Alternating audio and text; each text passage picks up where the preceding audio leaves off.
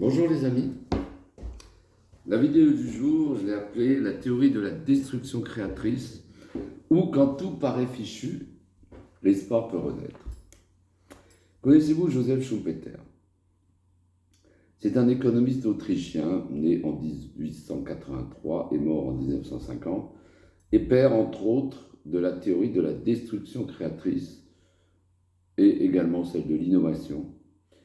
Et il affirme qu'à chaque fois, c'est plutôt dans le domaine économique qu'il a fait des études.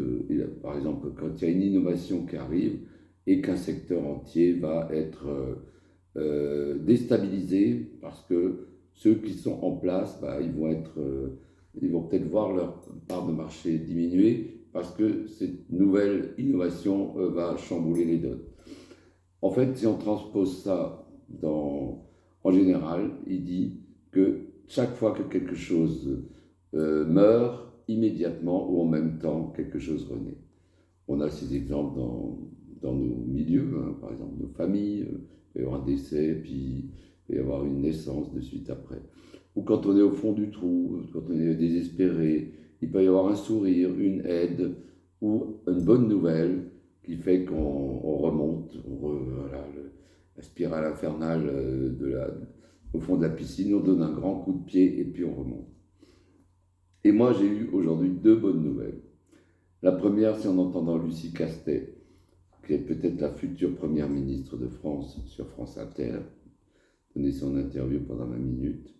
Et la deuxième, quand j'ai su que CNews et NRJ12 n'avaient plus leur agrément pour continuer à émettre sur la TNT. Je reviens d'abord sur l'interview de Lucie Castet, que j'ai trouvée excellente. Voilà. Après 16 jours de recherche, le NFP a proposé sa candidature à Macron, puis dans un premier temps l'a déniaigné en disant « ce n'est pas le sujet ». Et elle répond que l'inconséquence du président est inquiétante et que le déni de démocratie est grave. Il a quand même pris le risque de dissoudre avant les JO et maintenant il argue que rien ne doit changer avant la fin des Jeux et même avant la fin des Jeux paralympiques qui a lieu le 8 septembre. C'est impossible, c'est impossible. Les gens ne vont pas laisser faire, c'est insensé. Il a joué, il a perdu, il doit en tirer les conséquences. Les conséquences, c'est nommer un Premier ministre du bloc qui a eu la majorité. Même si elle n'est pas absolue, elle est relative et c'est le nouveau Front populaire. Écoutez l'interview de Lucie Castet. Et pour moi, elle a réussi son examen d'entrée. C'est quelqu'un qui a de la poigne, qui est énergique, qui a un regard clair, qui est déterminé, et elle pourra facilement s'affronter à Macron, parce que ce sera une cohabitation. Hein. Lui, il va rester, comme il le dit. Il va rester, et elle va être là. Et donc, pour en revenir à Macron, si jamais il était tenté de bloquer sa candidature, beaucoup de personnalités politiques de la société civile et aussi les syndicats vont lui rappeler qu'il faut qu'il fasse ce qu'il faut. Il faut qu'il fasse ce qu'il faut. Il tire les conséquences de son échec, parce que c'est un échec. Et le gars, il fait comme si de rien n'était et il veut continuer. Non, non, non et non. En plus, allez, je ne vais pas être provoque, mais on a un merveilleux moyen de pression là, avant les JO. J'ai rien dit. Mais il faut qu'il arrête de se moquer des gens. D'accord? Alors, qu'est-ce que je veux dire? Oui, c'est une autre pointure qu'un Attal ou un Bardella. Et puis, elle est clairement orientée à gauche.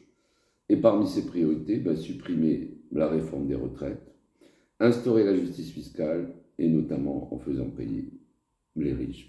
Je le dis depuis longtemps, c'est évident. Réinstaurer l'ISF, faire participer les grandes fortunes à l'effort de solidarité. Ouf, on avait besoin de ce souffle nouveau. Comme quoi, quand tout paraît désespéré, la lumière arrive. Merci Joseph Schumpeter. L'autre information qui m'a fait jubiler, c'est l'arrêt de C8 et de CNRJ12 sur la TNT.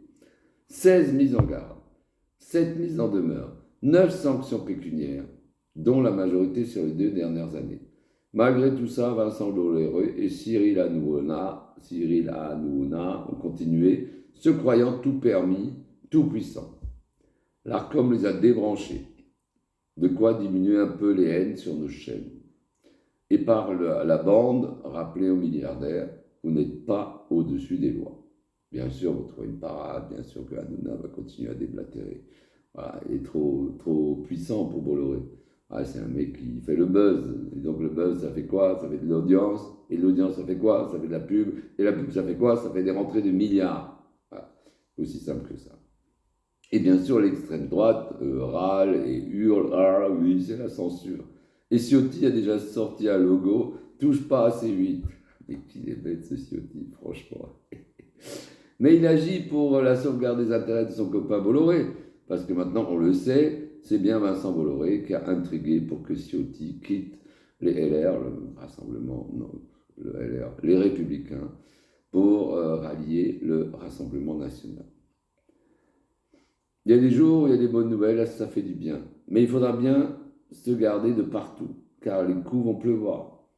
Et ça va être une lutte sans merci entre les trois blocs. NFP, Nouveau Front Populaire, le camp présidentiel et bien sûr le RN. Et comme dit Lucie, appelons-la Lucie, il y a des sujets qui devraient faire consensus.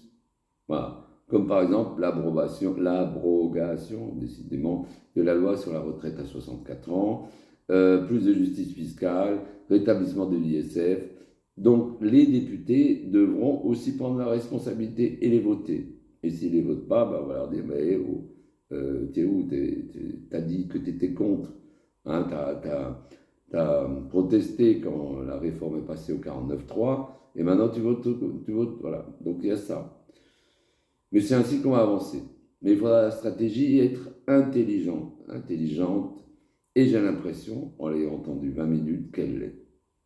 Inch'Allah, comme diraient nos amis. Belle journée. J'ai changé de décor, et là, derrière, voyez, bon, il y a un Beckstein de 1890. Et les trois bonzes, c'est je ne dis rien, je n'entends rien, et je ne vois rien. Bonne journée. On est aujourd'hui le mercredi 24 juillet, et c'est un jour qui fera date.